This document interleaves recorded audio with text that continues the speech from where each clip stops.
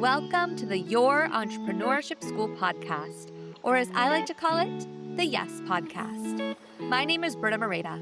I'm an executive business consultant for women who dream of living wildly and wealthy abroad.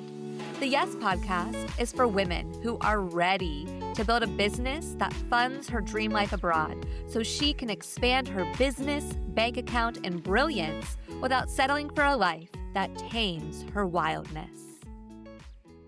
The Yes Podcast is sponsored by Bridal Babes Yoga, a Luxe start to your celebration. Ready to elevate your bachelorette or hen-do weekend with something truly unforgettable? My Bridal Babes Yoga experiences are crafted with intention, movement, and connection because you deserve more than just the usual. Immerse yourself in a soulful, joy-filled session designed exclusively for you and your crew. Whether you crave a restorative morning flow, a themed class with playful energy, or a heart-centered practice to set powerful intentions for this next chapter, we'll curate a dreamy experience that feels as radiant and one-of-a-kind as your love story. What to expect? Thoughtfully curated playlist, essential oil-infused head massage, a pause to breathe, move, laugh, and connect with the optional add-ons of tarot card reading, astrology chart reading, and friendship bracelet making. This isn't just a yoga class. It's a radiant start to your weekend, an unforgettable moment of luxurious relaxation and joy before the confetti. Let's make magic for your bridal crew. To book a Bridal Babes Yoga class, you can go to brittamoreta.com/bridal-babes-yoga or find our link in the show notes.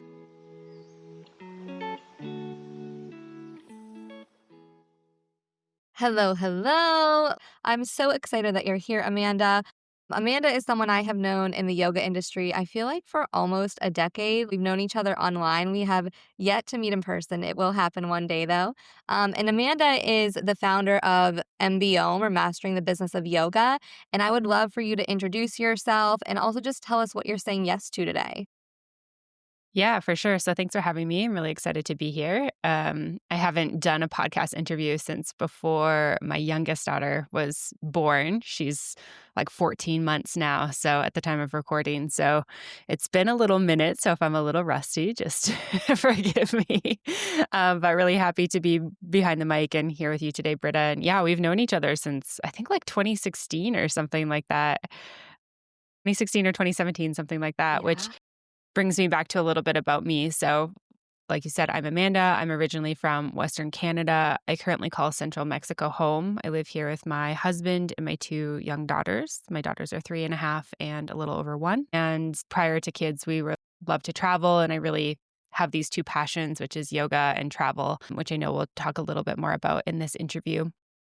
But my business started, like M.B.Om specifically started at the beginning of 2016. And it was really birthed out of a need that I had myself. I got my yoga teacher training a decade ago in 2015, and I felt like I had all the tools that I needed to teach once I was in a class, but I didn't have everything I needed to actually get these classes and to like negotiate pay and to find jobs if I didn't know the studio owner already. And so I started interviewing people that were ahead of me, trying to figure out how are they doing this? How are they making sustainable careers out of this? And started sharing that knowledge with myself and people who were, newer behind me type thing. And it's really just grown over the last almost decade. I guess it's been 9 years. And yeah, it turned into coaching courses, teaching and trainings, the book I think we're going to talk about, and so much more. Yeah, I'm really passionate about helping yoga teachers find what excites them and what they're passionate about in the yoga space. Beautiful. Well, thank you for introducing yourself and sharing a bit about your background. I would love to just start with the need for business in the yoga industry and where you feel, whether it's in yoga teacher trainings or in studios or anywhere else, where there's kind of just like a lack of business, a lack of insight that yoga teachers could really benefit from. So can you share a little bit about that and how you think yoga teachers could really expand financially, expand within their businesses if we just have the tools to support us? Yeah, for sure. So one of the things that when I teach the business of yoga, I like to kind of share that the business of yoga is sort of this like key to being of service, this key to supporting your dreams, to actually serving people. Because again, I think people have these passions, they have this knowledge, they pay, thousands and thousands of dollars to do great teacher trainings, and they come out and they're excited. And then It's like, they put a workshop out there or they, create a retreat and then it's like crickets. Nobody signs up, right? And I think that the key piece there is the tools that you learn from business. So it's marketing, having a website, even things like getting a training, like having a great resume, knowing how to do a teaching demo, how to actually like present yourself. Those things are all really key to actually being able to be in front of people. So I think sometimes people veer away from this idea of like business, quote unquote, because they don't like the idea of, being in the yoga space for only profit, or, they feel like maybe business tools and money and all this type of stuff is just like not yogic. But it's like, it's really this like bridge, I feel like, between like, hey, we have this knowledge and we actually want to be of service. Like the business of yoga is the bridge of that to actually being able to support people, I think, and actually be of service to people, like understanding, those tools and strategies to actually have people find out about who you are and your offerings and that type of thing. So that's one of the things that I really like to shift for people if they're feeling like business or money. It's like, it doesn't have to be like selfish billionaire, like everything's just for you. This is just like something that allows us to actually have bums and seats, bodies in the studio to to teach what we are excited about and passionate about and be of service to our people. Thank you for just giving us the whole beginning and beautiful middle of what it actually means to be in business as a yoga teacher, and that it's not to be a billionaire. I have yet to meet a billionaire yoga teacher. I'll The let you know same. if that happens, though. Let's see what happens. I love how you shared that it's actually being of service. And that's why I teach business. It's why I teach yoga, is to serve yoga teachers, to serve my students. And also giving my clients like permission to make money on their retreats, permission to do the teacher trainings, because in my experience, we are all excellent at teaching what we teach, whether it's yoga, Pilates, dance, something else. But we have this like whole story in our heads of like sales isn't spiritual and like it's wrong to make money. And I'm like, well, you have rent to pay. We have to put food on our tables. We have families to take care of, credit card debt, student loans to pay off, like real life things. And if someone can like come and take this yoga class and like financially support you, then like what is wrong with that? For me, the first podcast episode of this entire podcast was, is sales spiritual? And I fully believe that it is, that it's a spiritual practice, just like yoga, just like breath work, just like anything else, because we are here at the end of the day to be of service, and we're here to be of service to ourselves. We cannot teach yoga, we cannot serve other people if our cup is empty. And I think it's really giving teachers permission to fill your cup first. You are allowed to drink the green smoothies and eat the avocado toast and wear the nice yoga pants and be your comfortable self so that you can be of service to others. What's your viewpoint on that? Yeah, I mean, I'm 100% aligned with what you just said. I very much love the phrasing of like filling your cup up first. And I think that, in theory, it's great to think that we could live in a world of trades where it's like, hey, we have this beautiful service offering. And like, hey, I've got my hairdresser that comes into my class and I've got, maybe my like egg farmer that comes into my class and maybe my like photographer and we like all do swaps and like I love that. And I think we can do that even in, the economy of 2025 in some ways. Like I've certainly done trades for teaching yoga, especially when I was first starting out and I didn't have a big like budget. Like, one of my first logos was designed by somebody who was happy to exchange for yoga classes. And one of my first photo shoots was the same way. But I think the reality is that like most landlords are not going to like let you live in their house and No. let you teach them yoga. Like it's just not how it works. And like banks, banks are like, you're like, hey, can I pay my mortgage in yoga classes? They're like, no. So I think it's just the reality of like the exchange of our currency. And I think we have to really come back to like, that is what it is. It's an exchange of currency and it's an exchange of energy. And that's like the same thing of what we're doing when we're teaching, right? We're exchanging our service for what people are going to give us in return. And if you can find something that's non-monetary, I think that's beautiful. But I think we have to just kind of shift our mindset and remember that like we cannot be of service to other people when our cup is empty. How can you teach a great class if you're stressed about how you're going to pay your rent at the end of the month or you're hungry because you can't buy food for yourself? Like we have to be able to take care of ourselves before we can take care of other people. And I think that it's just remembering that the way in which we do that for the most part is by bringing in monetary means. And, like you were saying, we're not seeing billionaire yoga teachers pop up all over the place. Never seen that in my life. People are struggling to make sustainable incomes to survive in today's economy through this profession. And I think people don't get into it because they're looking to get rich, right? Or at least not monetarily speaking in terms of the word rich. There's a lot of other things that we get out of it, but I think we do have to take care of ourselves. We do have to be creating programs and stuff that are actually getting people in it. And I love that you're teaching people like that it's okay to like fill your retreat and it's okay to make a profit and you should feel good about that. We should feel proud of that, right? So it's just kind of like switching the script a little bit and just changing the mindset, I think, a little bit. I agree with you wholeheartedly. Like, my job, I thought when I first started teaching people like how to sell out their retreats and like yoga teacher trainings and keep their studios open, like I thought it was all about like teaching people about sales.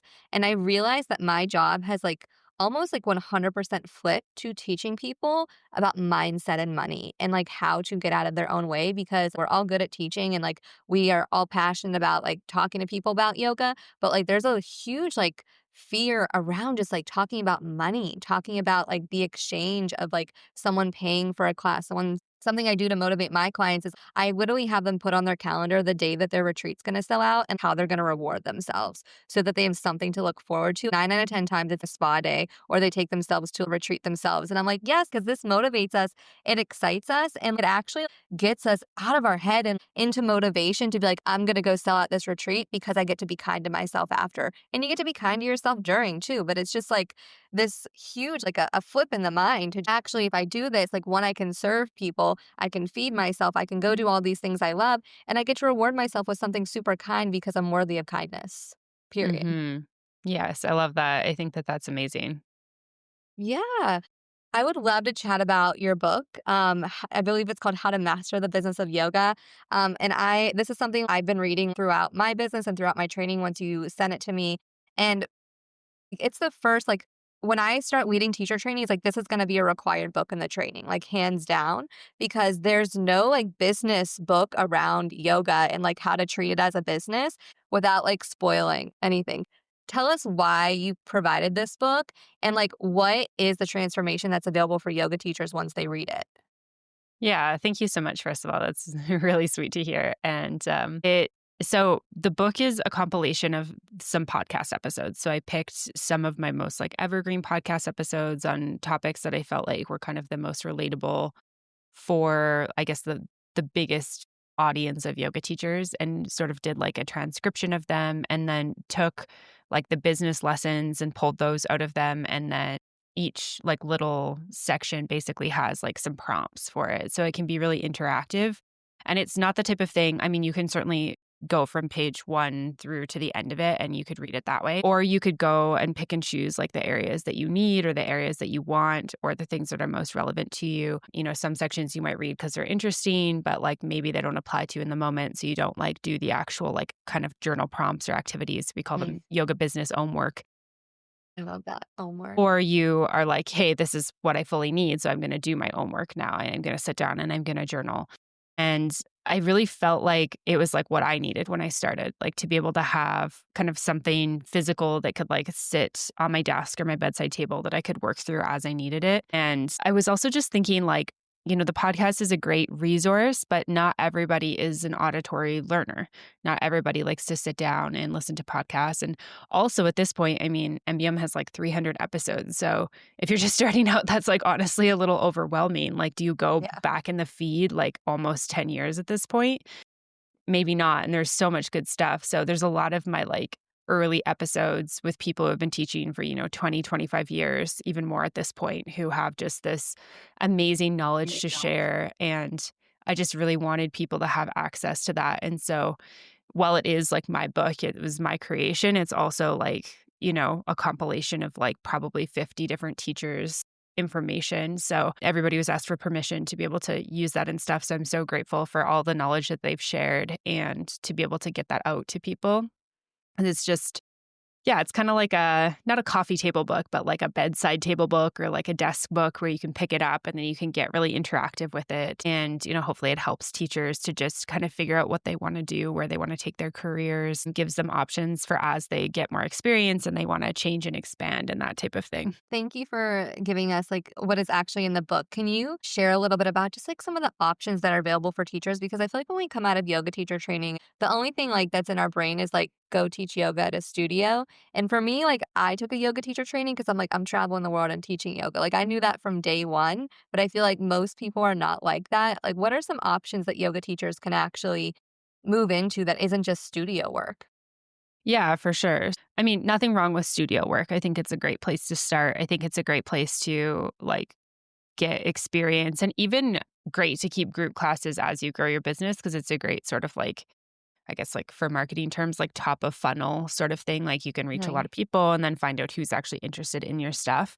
But I think, as you and I both know, and probably many people listening, it's like to make a sustainable career and income off of teaching studio classes, you have to teach like 20 to 30 classes a week, which is a lot, like physically, mentally, spiritually, emotionally. Like that's a lot of classes to teach if you still want to have kind of like some balance in your day, if you still want to have your own practice, go to the gym, relationships, all that type of thing. So, a few ways that you can do outside of group classes. I mean, workshops are great. Registered programs are really nice. And I'm actually seeing like more and more yoga teachers who are doing their own kind of group classes, either in person or online, as like registered series, which I think is like a really cool way to kind of keep the group class aspect while have the like commitment level of a registered program or series. So I really love that idea. Obviously, taking your business online and doing any of that type of thing is great. Privates are great, either in person or online. Retreats, of course, as you know and your audience knows from working with you. Then there's another one that was coming to my mind that's just like floated off a little bit. Workshops, registered programs, retreats, group classes online, corporates, teaching corporate Yeah. can be, yeah, teaching corporate can be great. Yeah. And then obviously you can do all of this stuff online. Like you can do privates, you can do group classes, you can start your own membership. Oh, and then of course there's studios. Studios is the one that was just like floating away. And you and I both have worked with studio owners and in studios for a long time, so that's an obvious one for us. But I would say those are kind of like your main options, and then, of course, there's also just like specializing in something, like you can mix it with maybe some sort of fitness or personal training. There's, going down the route of like Ayurveda. There's yoga therapy. Yoga therapy is a really popular path, especially if you do want to do more of those like specialized privates. And I mean, you can really combine yoga with anything you're passionate about. It's cool. I teach in a teacher training program that's based out of Vancouver, and I teach their business of yoga. And it's always interesting to me to hear what people are excited about. And I mean, I've had people who've come in, they're like registered nurses and they want to get their teacher training so they can bring more like yogic practices, whether that's just like sitting in a chair, stretching, or doing breath work to support their clients. People who have counseling, like masters of counseling, who want to bring in the practices of yoga. So there's lots of like kind of, I guess, like quote unquote outside of the box things that you can do as well that are not just those structured things. But yeah, those are some good options. So there's like lots you can do outside of just teaching in a studio. I hope everyone has like paused this part of the podcast and just wrote all of that down because this is the list of like everything you can do to teach yoga. And I also want to tap in a little bit to corporate yoga because I taught corporate yoga for a year and a half, both private and public classes for like big corporate companies in Chicago, in New York City. And I made so much money in corporate yoga. It was like stupid how much money I made from it. So if you are living in a big city, I think corporate yoga is such an easy way because you're basically teaching the same thing you teach in a studio, but it's double or triple the pay typically, depending on the city you live in. And you just get to meet more people who are just making more money than yoga teachers, people who are in those 9 to 5s, people who are lawyers and directors of big companies, CEOs. And it's really cool to make connections like that because they could be someone who could invest in a studio that you want to open one day, or they could be someone who could absolutely afford to come to your retreat or teacher training. So in my opinion, take some time to work in corporate yoga just to make really good connections and make good money. I also love how you shared about nurses and school teachers like bringing in yoga into Mhm. their students and into their patients. A lot of times now, it's finally getting recognized. Cancer patients having the option to have like yoga teachers come in for yin or restorative yoga, sound healing, Reiki, and like Even 5 years ago, this was like not even talked about, and now it is. And I just think this is such a beautiful way to become a yoga teacher and make money that way, but also to just be of service to like people who are really vulnerable and like are actually in need of these healing practices.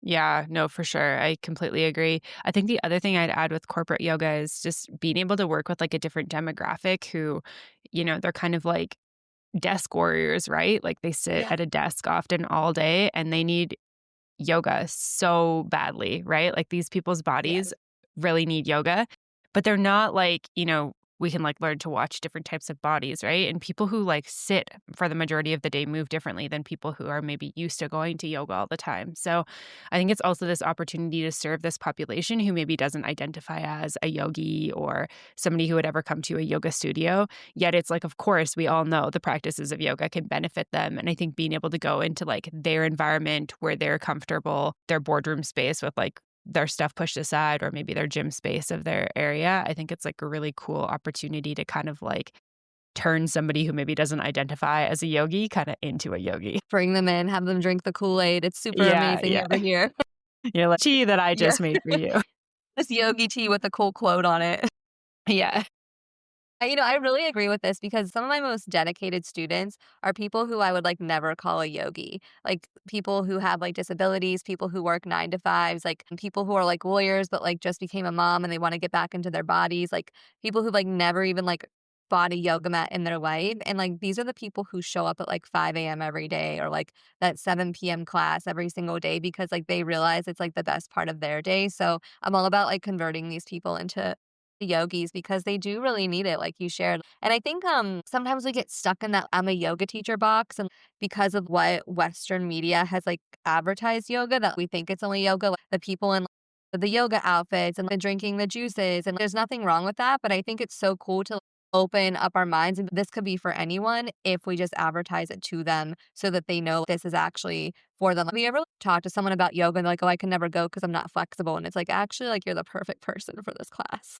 Yeah. Yeah. Yeah, 100%. I mean, I think, like, as a yoga teacher, it's like as you tell people, like family, friends, there's all these reasons why people don't do yoga, and I feel like, yeah, I'm not flexible is one that I've heard a bazillion times, like, too many times to even count, and it's like, well, that's, like, kind of the point.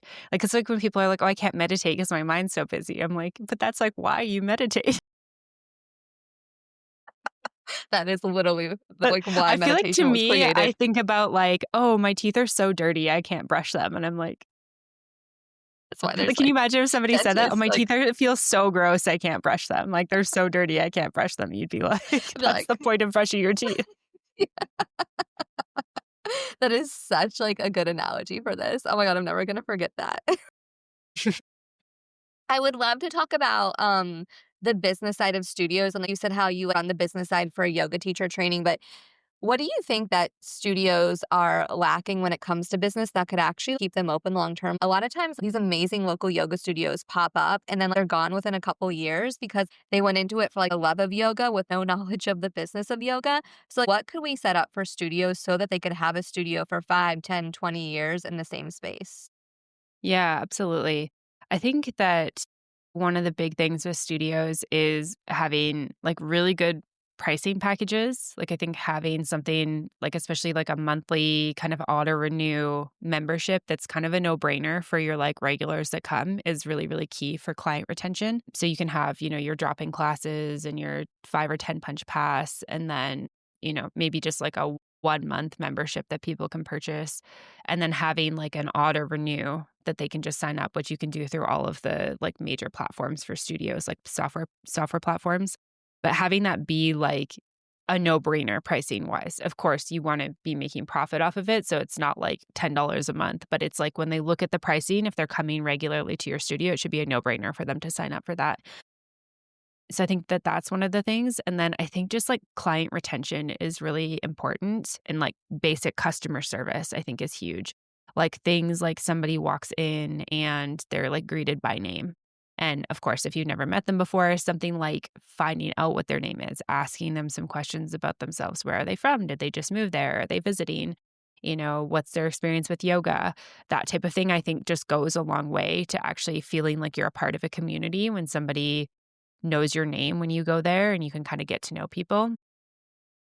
I think also things like, if you do like any type of intro package, like a free first class or like a lower priced week or month that people can do classes at your studio, having something set up where like they're getting emails or follow up or somebody's calling them or talking to them to like talk about the next options, I think is really key. I think a lot of studios and I guess like businesses in general will kind of offer these like free classes or these discounted weeks or months. And then it's like they never follow up with the people who do them. And I think it's like, I think to me, that's like they are clearly interested. So let's like get them on a package. Let's like get them purchasing something. Um, so I think those would be the biggest things, like making sure you have good pricing, making sure that you have good customer service. And I guess with that, it goes along like making sure that the space is like welcoming, clean. Um, one of the studios I worked with for a long time, they have a crew of karma cleaners because, cleaning can be expensive, right? That's one of the expenses that's hard. And I think that it's like, if you're not a cleaner, like you might miss like the deep corners and these things that sometimes we don't always see when it comes to like dust or dirt. And I think you can hire people in exchange, they can get like a free monthly membership or something like that. And they can be responsible for various days of cleaning. But making sure you have like a clean, tidy, orderly space, props are clean. It's a space where people come in and they like feel excited about being there. So nice light, plants, smells good. I think like all of that is very important as well. But I do think that you can kind of like the customer service piece, I think you just can't miss on that. I think if people come in and it just feels like cold and they don't feel welcomed and they don't feel like they're like a part of the community, they might not come back, right? You touched on like so many juicy things here, and I want to like go back and just like go even deeper because this is what I nerd out on. Mhm. So when you said like learning the people's names, there's a studio in Lisbon called Baraza, and they have been the studio in Lisbon, like the OG yoga studio. They've been there the longest, and I'm telling you, it's because they know every single person's name who walks through their door, whether it's like their second time there or their 50th time there. And like, yes, the yoga is excellent. Don't get me wrong, but I'm telling you, like that every single person I meet, they're like, oh, I go there because they know who I am, and that Mhm. is huge. And if you are someone like me who cannot memorize people's names for the life of you, I have had myself and my teams take photos of everyone their first day there and upload it into their Mind Body account or have some kind of binder where I can memorize their names as the yoga studio owner. And you're not doing that in front of them, you're doing that on your own time. But that is something that if you struggle with this, do something like that. Have some kind of system on the back end created so you can know what they look like with their name. Maybe you put a fun fact about them based on conversation you had with them. And then you talked about the customer service part of it. And I owned a very small local studio in Portugal. And then I have massive studios in Boston. And something that I have done is I've created WhatsApp groups and, like, even though I didn't have a lot of time as a yoga studio owner, like, every Monday I would lend a tarot card reading out to the group or, like, some, like, yoga book quote, and like, everyone loved that, and a monthly yoga playlist in the WhatsApp group, and just, like, these little things, and if I, like, missed it, they would know. They'd be like, "Hey, can you send the quote this week?" And I'd be like, "Yes, yes, I can." I love that. These little things, like, people love that, and if you can make things more human, they're gonna really remember that, or, like, have some kind of like seasonal party for your community and like have smoothies and tea and like have like a little discount shop going on. Just things that like really make them feel special and like they will always come back because like you saw them and you knew who they were as a human versus just like another yogi coming into your studio. Absolutely. Yeah, just to add to the name thing, one of the teachers that I worked with and for many, many years, he runs a really excellent studio and like customer service. Great yoga is like the forefront, but also customer service, I think, is one of the things they do really well. And he said that if he's got a group of people where maybe he doesn't know or like it's a newer group of people, he in Shavasana, part of like, well, the students are in Shavasana, his work is like going around. He's just sitting at the front, but just mentally going around and remembering everyone's names. And if he gets to somebody he can't remember, he can always like cross reference with attendance later, or he can make sure that he like talks to them on the way out, like, hey, I just wanted to remind myself of your name. Can you remind me of like who you are? And this is one of those things that I just feel like people love his classes because yes, he's a good teacher, but also because he like knows who you are and he remembers things about like, oh, hey, you were like on vacation or like, oh, you were training for this race or, how's this going? And I feel like it feels like community as opposed to just like, hey, I went to a fitness class. And I think that that's a Yeah. really big difference. And I think that especially in this like digital world where it's like we're, not always like physically connected, it's like to go into a space and be like known and seen and recognized feels so good. I love that. Like, I didn't even think about that in Shavasana. But that is so I'm always like the person giving like the hands-on adjustments in Shavasana. My head is not in the name game, but that's actually beautiful because first of all, like, you know where they are from the beginning of class. Hmm. And even if you can't remember all their names, like, maybe you like get 5 that day. And that's really good. And making that part of your teaching practice is I'm gonna make sure that I meet 5 new people or memorize like 5 new people's names actually in the yoga room and talking like to them by name when you're teaching to them too. I think that's like a huge thing. And I've had that happen a lot. And like sometimes it's thrown me off as a student, but sometimes I'm like, oh, that's really caring. And so I think that's like so beautiful. I would love to talk about you mentioned the first class free and like the first week free or some kind of promo. And what I learned, which kind of like blew my mind when I moved over to Europe, we like don't do that over here. Mm. There's nothing wrong with that, like, every country has, like, a different structure, but I've been in, like, France and Portugal, in Ireland, and in the UK, and there's just not promos. What we do is we have a yoga day or a free day where anyone from the community can come in and practice yoga, and that's the promo, and they might do it once or twice a year, and then they have, membership that they can only buy that day, which is a great sales tactic, but over here, like, we don't have free class or free week, and that's something I learned as well, and it was interesting because I was like when I opened my studio over here, I was like, "Should I do that?" And then I was like, "No, it's not part of the thing at all." And I even, like, market researched all of the studios who are my competitors, and no one did it that way, but they did have that yoga day. And I actually loved it because, like, rather than, like, offering free yoga all the time, which is, like that's, like, opportunities to lose money potentially, you're offering, like, a whole day where you can, like, create that community and connect with people. And I've gone to quite a few of them, like, in the EU and the UK, and, like, I ended up, like, choosing home studios, I call them home studios, for myself. Wow, like, I love the community vibe here, like, I'm gonna come here moving forward, and then I, like, buy a 3-month membership or a 6-month membership, and that's how we do it over here, but in the States and in Canada, you can get 1 class for free or you get a free week of yoga, right? Can you just talk a little bit about that, how that works for people who might not know? Yeah, for sure. First of all, I love that. I think that that's great. I think I kind of tend to be on the side of like, if we're going to offer things for free, I much prefer it to be like a community event. Like, like you were talking about before, like getting your community together like a couple times a year. Um, or doing something that's like by donation to raise money, for a good cause, something like that, like 108 ohms for like the winter solstice, and we're Nice. going to raise money for a homeless shelter or something like that. Mhm. That's much more of my preference as opposed to just like giving away free yoga classes because I do think that Right. I think we have responsibility as yoga teachers, as yoga studio owners to uphold the value of yoga. And I think that people value yoga. People who don't know about yoga value yoga at whatever the price of yoga is set. So if Mhm. you're in a place, like you're talking about where it's like yoga classes cost whatever, let's say they're like 15 euros a class. That's how much people think like a yoga class is worth. If you're in a place where it's like you could literally, like if you're in a major city and every single studio offers like a free week of yoga and you could just jump around from studio to studio, your value of yoga is free, right? Yoga should Yeah. be free. So I do think we have a little bit of responsibility in saying that. I love the idea of doing like a couple times a year, like a free yoga day for like people who have never tried the studio with like this opportunity to buy after. I think all of that's great.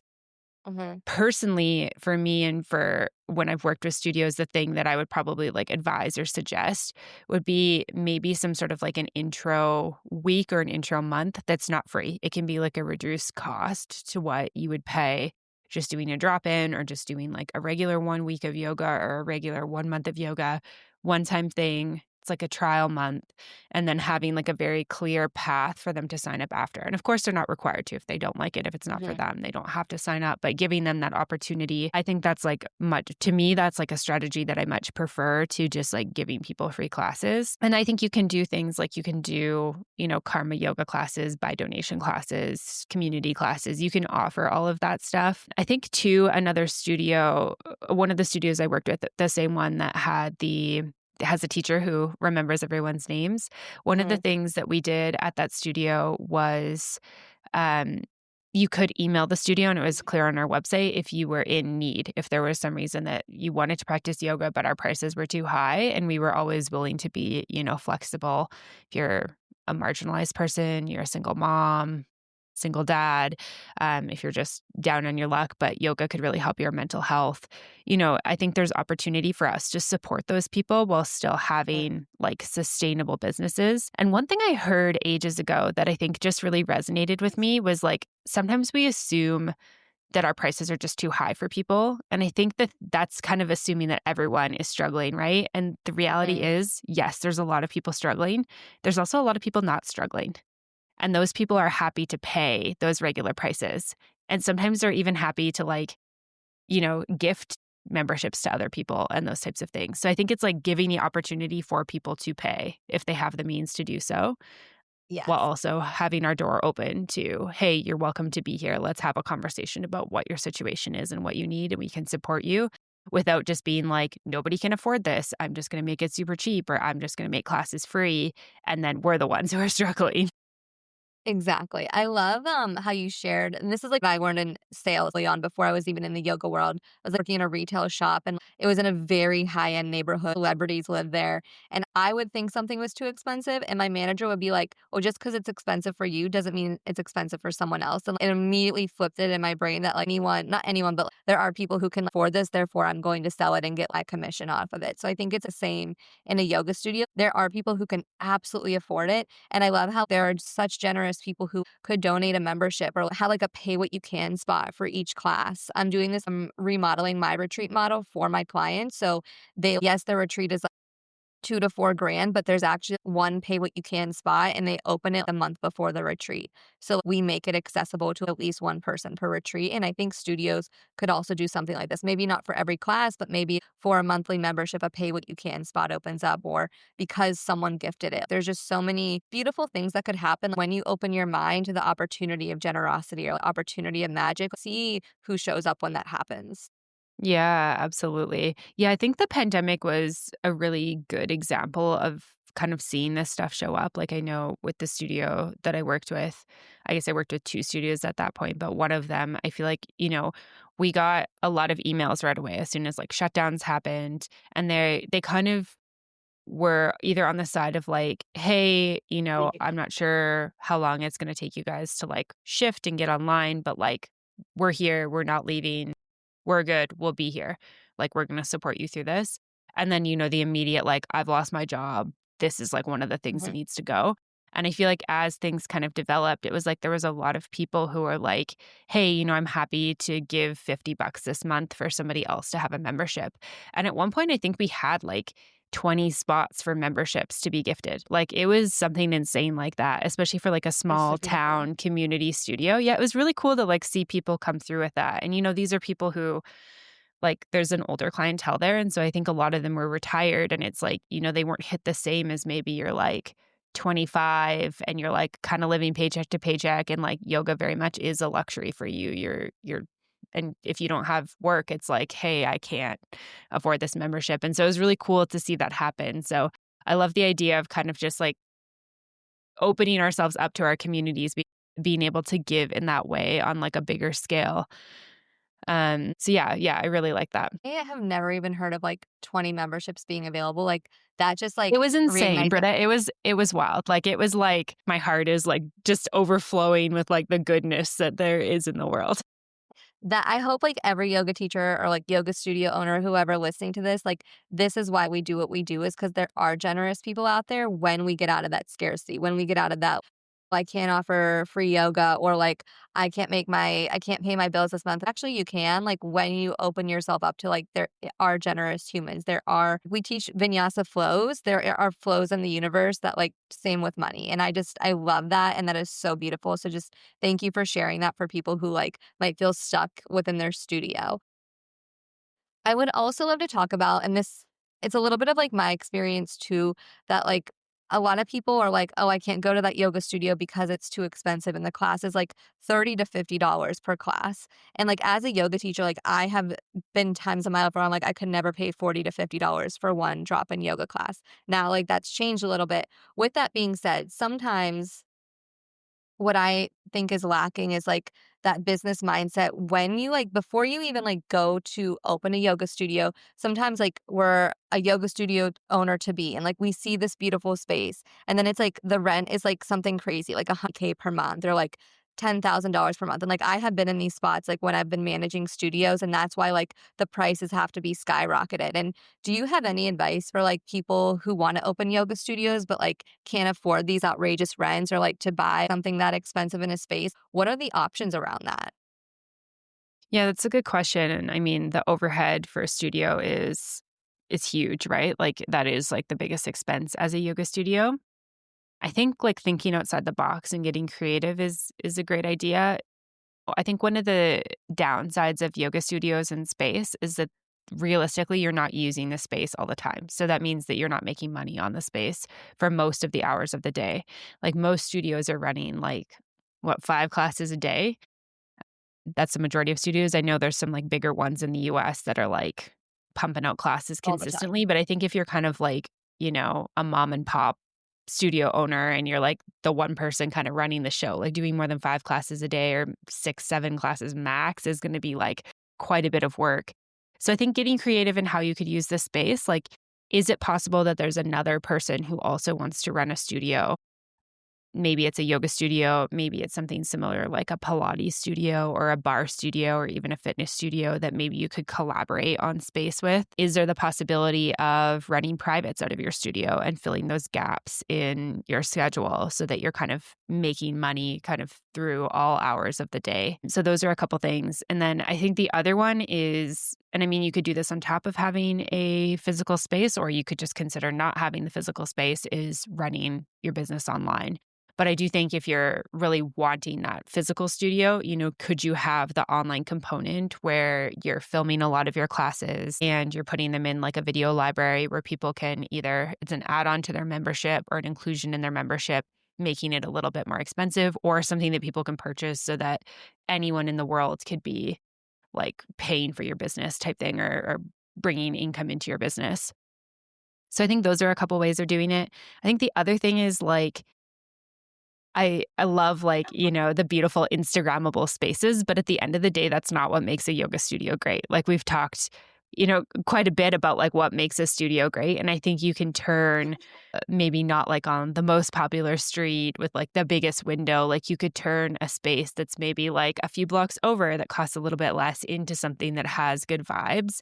And I think that if that can take your rent down like a couple $1,000s a month or even a couple $100s a month and just take some of the like stress and load off of you, I think the vibes, like people feel energy, right? Like, and if they come in and you're like, we need to have 20 people in this class right now, otherwise I can't pay this rent. Like that's stressy, right? People feel that Yeah. stressy energy. So if you can take that pressure off of yourself a little bit, then I think it's worth it to like give up maybe that like dream space, at least until you have bigger clientele. And I think that it's really important before you go into like owning a yoga studio, opening a yoga studio, to really run a budget, like be practical, be Yes. realistic. And I don't think it's worth it to sign a lease on that space just because it's like the best space in the world or like the most perfect dream worthy space if you can't afford it. So I think those are a couple things: collaborating, looking at hybrid models, adding in other options to fill those spaces to make more revenue, and then just being realistic with your budget. These are all great tips. And I have been in the shoes of this before, like looking at studio spaces. Like in Portugal, like I opened a studio out of my home and just like the front part of the flat was the studio. And like that was like a creative way for me. But I've also like managed studios where we had to make X amount of dollars every month just to cover the rent. Whoever decided to buy this space, like this was not a good business move because like if you don't have the funds or investors or like a wealthy partner to cover this while you're building the studio, like this is going to be really hard. In London, I started practicing and I love this studio. It's like an organic shop. In the back of it, like they have one room and they turn it into a yoga studio. And I'm like, this is a brilliant business model. She's actually going to be on this podcast.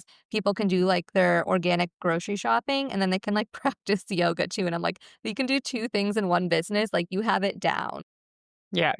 And I love what you said, just like getting creative and like finding these hybrid spaces. But you've also talked a lot about like moving your yoga business online. And can you just talk a little bit about like what is the setup of that? Like what is required, like the basic requirements of like just building a substantial online yoga business for someone who's like fresh out of yoga teacher training, or maybe they've owned a yoga studio for like X amount of years and they are tired of running a space. How can they transfer that online?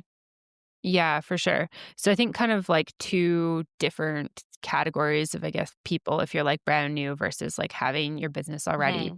The kind of what you actually need to run an online studio. So you need a small space in which you have the ability to set up some form of camera, whether it's your phone or your computer, or actually buying like a camera to run that. So you have to have enough space to be able to be seen. I would say the background in your space should be something that's pretty like clean, clear, looks nice. So we don't want to be doing it in front of like a busy closet or something like that. So while we can really get creative with small spaces, I think we do have to just make sure that it is like a nice-ish space, even if you're holding like hanging up some sort of, you know, um, cloth or towel or probably not a towel, like something that looks nice Yeah. behind you. But I Tapestry. think tapestry, yeah, thank you. Welcome. But I think the biggest, like, most important things would be a good internet connection, I think is really key to be able to teach yoga online, especially if you're doing any, like, live classes. They need to be able to see and hear you, so good camera, good mic, and insurance. And most of the, like, main companies now will do insurance for teaching online, but I would always suggest that if you're going to add online to your business, just make sure you talk to your insurance provider, make sure that they can cover you for that. That's an important piece of it. And if you're brand new, I would say that you really have to be like marketing yourself. There's going to be much more work for marketing yourself. So getting yourself out on as many platforms as you can, maybe putting some of your classes on YouTube or Insight Timer, Hmm. getting reels up on Instagram, just building your audience that way so people know about you. We're going to be probably giving a lot more stuff kind of away for free. Of course, having like a paid video library, paid classes, I think is a great idea, but it's just going to be like a lot more of work of people getting to know you. It's probably going to take a little longer to make that sustainable income if you're brand new versus if you have that following already. I feel like it's a huge opportunity to create an online membership. And this could be if you want to run live classes, you could do that. So you just put out your schedule. This is when the classes are probably using something like Zoom to offer them, have everything through like a software platform, like Offering Tree's great. There's Hmm. a few others, like we've talked about Mind Body and Wellness Living's another one that I think people are liking these days. But I know Offering Tree the best, and it's like you can really just like set up your class, have people register for it. They get a Zoom link into their inbox. They come on Zoom, they're able to practice with you. And then I love like the idea of recording these classes and putting them in a library. So you can set your Yes. Zoom so that you only see you, everyone else is muted. And then you can just put this class in a video library after. So you've got this like huge library of classes for people to go back to. And one of my friends actually who's been doing kind of that, I was talking about that like registered program model for her classes. So Hmm. she specializes in yin yoga and she offers like basically like semesters of yoga. So you sign up for the whole Hmm. semester. She teaches once a week online. And it's cool because the class happens live, but she records it. So you could sign up knowing that you can't make any of them and you get access to all of them and you pay for the like whole semester of yoga. So you've got basically like 3 months worth of yoga that you can do and the link gets sent out to you like for the recording later that day if you can't make it and you can practice your yoga and then it goes into like the video archive. So I feel like that to me is like a really cool way of kind of setting up your business as a teacher. I think a really good model of this that I take, it's called The Class, and it's kind of like this like cardio yoga. I think they used to, or they do have studios in New York and LA, and I live in Europe, and exactly what they do, but it's super expanded. They have live classes, but then they have this massive library, so it's just always available to you. And something I think that's missing from yoga memberships sometimes is because in the studio model, it's 60-minute classes, but from just a time accessible standpoint, I have a library and I made 15-minute classes, 30, 45-minute, and 60 because as someone who's a business owner, I don't always have time to take a 60 to 75-minute class. I wish I did every day, but most of that time it's 15 to 30 minutes. So I think having just smaller versions of classes is also really helpful for people. And I think that could be a reason why someone might not sign up for a membership is if that accessible time isn't there. So just adding that in for people so that like you can just get more people to come in who have the time accessibility to take what they want to take. What do you think about that? Yeah. 100% agree. Also, side note, I have been getting like ads on Instagram for the class for ages. And I've been really like, I watch it and I'm like, oh, I really feel like I should do this. It seems like right up my alley. So well done, the class, on your advertising. I feel like maybe they've just sold me on a membership. Now that you've told me about it, because I'm like, I've never talked to anyone who's actually done it. So I'm like, Oh, is I this love it. good? Is it not good?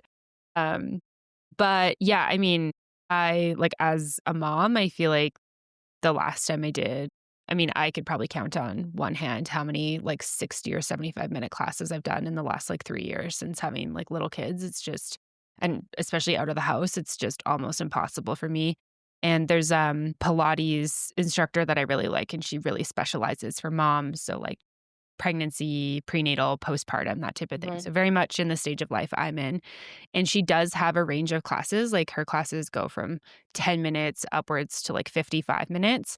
And for me, doing like the 55-minute class is just almost impossible. Like I very rarely do those classes. I very much sit in the like probably 20-minute time frame is like my sort of ideal 15 to 30 minutes. So, yeah, I very much agree with that. I think that there's busy entrepreneurs running businesses. I think there's even people like who have full-time jobs and they've got maybe a little bit of time before work in the morning, lunch break, or after work to do things. And being able to do these bite-sized workouts is so helpful for, I think, so many of us who are so busy and just don't have the capacity for or the time for like 60 to 70-minute classes, like you said. I love how we agree on that, number one, because like we're all in different worlds. But you also just like brought up being a mom. And I met all of my yoga friends like pre-mom era, and now I'm like the one left who like has not had children yet, which like I love. I get to be like the cool traveling yoga aunt. And from a yoga business perspective though, so the yoga studio I brought up earlier in London, one thing I really love about it is like she's a mom and her kid comes to yoga sometimes. Her dog will be in like the front corner of the yoga studio practicing with us. And I think she's under 10 years old. And I love this family community feel. And I would actually love to see more yoga studios just be a little bit more family friendly and just human. But can you talk about this from an online yoga business perspective? Like what if you're comfortable with it, what did you have to shift within your business once you became a mom? And also, maybe you know some moms who run yoga studios and what they had to do. My stepsister, for instance, has a dance studio for 20 years and she has 4 kids. So now she has a whole team running her studio so she can be with her family, needed. But I would just love to know some tips on how does this happen? What is the shift that needs to happen? And how can we plan ahead for things like this, just like we plan ahead in our business in general?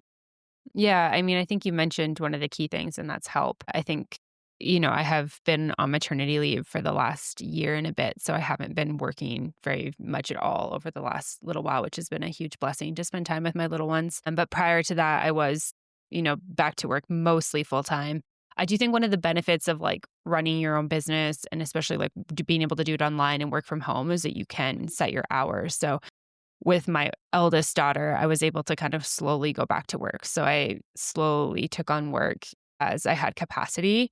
And I feel like that, I mean, that's not the reality for a lot of people. It's like, hey, maternity leave is up. You need to be back at work. You're like 9 to 5. And to me, that seems just so stressful. Like, I feel really grateful that I was able to like schedule podcast interviews and schedule coaching calls around like my daughter's nap schedule. I was able to breastfeed her. I was able to like, hire help and bring like a nanny in to my house, but I was also able to like still be there for my daughter while she was little. So I feel like I got to have like the best of both worlds where it's like, hey, I can continue running my business and I can also like be a mom that's like present and with her. So I feel like that's definitely a benefit of teaching yoga and running your own business is that you kind of can set those hours in some ways and you can be flexible, which gives you some more flexibility with your kids. But I think like really just like hiring help is huge. Like when I was on maternity leave the first time, I had basically my assistant who was working with me at the time was basically running my business, making sure the podcast episodes went out, making sure that emails were answered. Anyone who was wanting to work with me was kind of responded to, but sort of put on the back burner. They were clear what expectations were. And then as I started coming back, I was able to start taking like some of the load off of her, putting it back on me and that type of thing. But I just really had to get clear about like, what are things that I'm doing that I actually don't need to be doing? Like, where do I actually need to be involved in my business? Like, what's important for for me to be the voice of Mhm. what do I actually need to do with my knowledge and expertise versus like what could somebody else help me with. And I think that that was, as somebody who's like kind of like type A, I feel like that was a very good practice for me. But yeah, it's really tough. I think it's really hard to feel like split between two things that you really love and that you care about and that you want to do. But I do think that being a yoga teacher and running your own business does like allow you to have some freedoms that maybe like a regular Monday to Friday, 9 to 5 wouldn't allow you to have as a parent. This is beautiful insight, and I love just how you shared, like, the flexibility of, like, both being a mom and a yoga business owner, whether it's brick and mortar or online, and sometimes I think, like, we don't think we have options, and something I've taught myself and I'm teaching my clients is to ask ourselves, "What are my options? What are my Mhm. options when running this yoga business? Like, what because it's my business, what are the flexibility I can provide for myself within my business?" And I think it starts with asking ourselves, "What can I own? What can I let go of? And what are my options?" Mhm. I love that. Yeah. We are wrapping up on time. I would love to know, how can people find you? How can they buy your book? How can they work with you? Tell us. It sounds good. Thank you. So everything is on mbomyoga.com. So you can find everything there. There's links to the podcast, the book, all that type of thing. The book is on Amazon, so you can find it if you search How to Master the Business of Yoga, or if you just search Amanda Kingsmith, you'll be able to find it. Again, link is on my website, but you can also find it there. Podcast is on anywhere you're listening to this podcast. Hopefully mine is there as well. If it's not, Yes, let it me will know. be. But yeah, It will be there. Spotify, Apple Podcasts, all the places. M.B.Om will be there, so you can listen in there. We don't have a lot of new episodes at this time, but there's a whole like 300 episodes, like I mentioned, to go back through. So you've got lots of content to listen to. Britt has been on the podcast twice, I think. I think so. Yeah, so Yes. there's some episodes with you as well, which is great. And one of your episodes is featured in the book as well, which is awesome. So you can check that out. And yeah, Mastering the Business of Yoga on Instagram. We're not super active right now, or I'm not super active right now on Instagram. But yeah, that's all the places you can find me. Amazing. For everyone listening, we're going to put all of this into the show notes. And one thing I do want to go over is at the beginning of this podcast, Amanda gave an amazing list of all the things that yoga teachers can become. And I'm going to put that in the show notes as well, because that's just like a really, again, asking that question, what are my options as a yoga teacher? That list will be available for you as well. Amanda, thank you so much for taking the time to chat with us today and for just sharing your expertise of running a yoga business. This is just something I'm so passionate about, and this is going to help a lot of people out. So thank you so much. Yeah, absolutely. Thanks for having me. This has been great.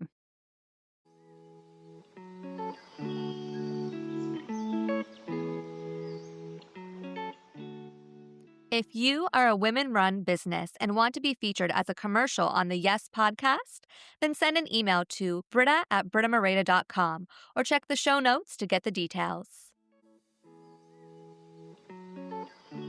Thank you for listening to the Your Entrepreneurship School podcast. If funding your life abroad sounds like something you want to do, then check out the show notes to find out ways we can work together. If you feel called to leave a review, then you can find me on Apple Podcasts, Spotify, and YouTube. I'll see you on our next episode, where we will expand our business bank accounts in brilliance without settling for a life that tames us, all while saying yes to our wildest dreams.